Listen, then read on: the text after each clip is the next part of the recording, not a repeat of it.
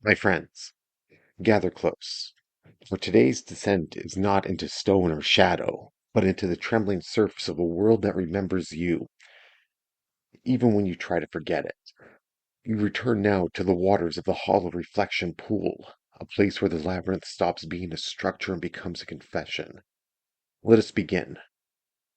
In room 1215, the oars creak beneath your feet, beneath your hands as you row the old boat.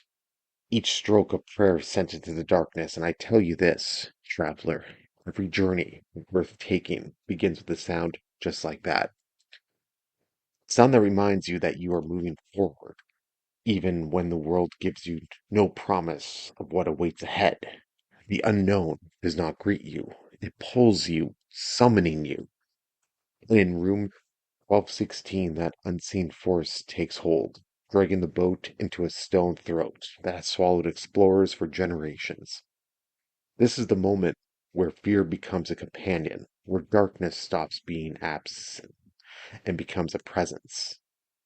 Now in room 1217, it wraps you in blackness, the roar of rushing water echoing like a choir that lost its hymn. You drift unanchored, unclaimed.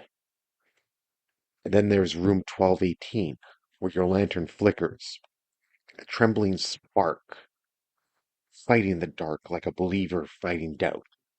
There is no shape, no path, no mercy, only water that refuses to sit still. That is the nature of faith.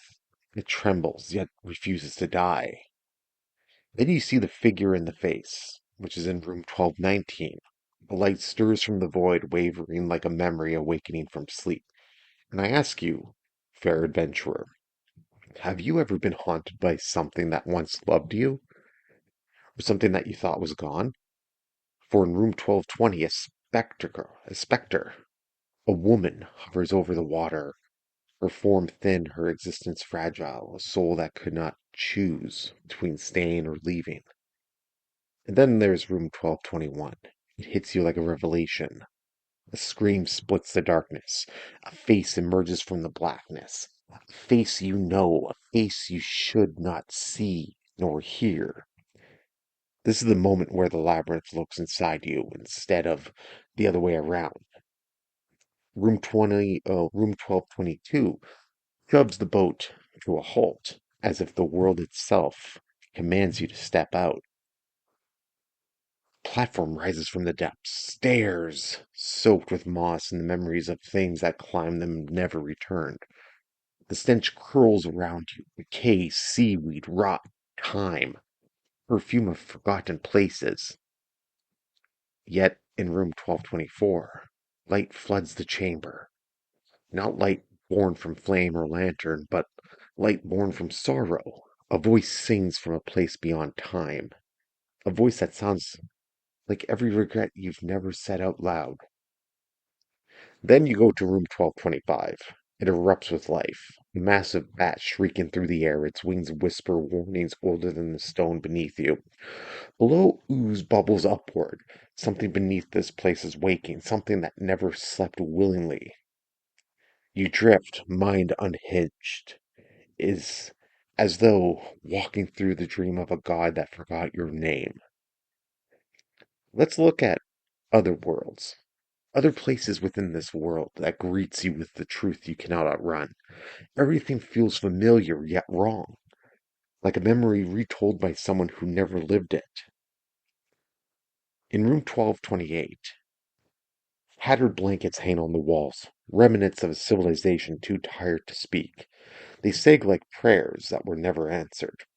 A disembodied head drifts towards you, mouth locked in eternal wail. Pain that refuses to fade. Grief that refuses to be silent.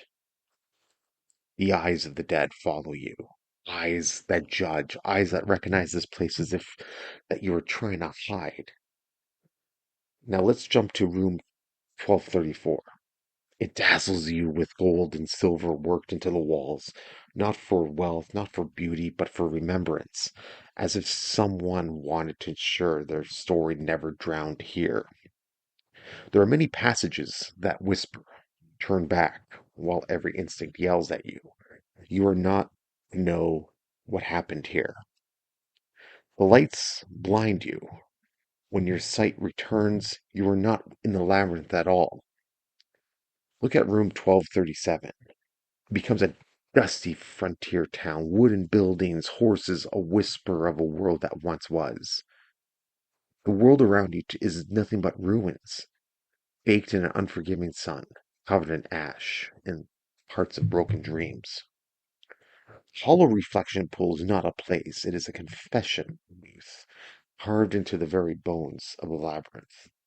It shows you the ghosts you carry, the choices you fear, the futures you doubt. Every step here is a sermon, every shadow a lesson, every scream an invitation to keep going even when the world tries to unmake you. This is episode 26, and the labyrinth has only just begun to speak. Download the link. The link to download the game is in the description below. Don't forget to like, comment, and subscribe.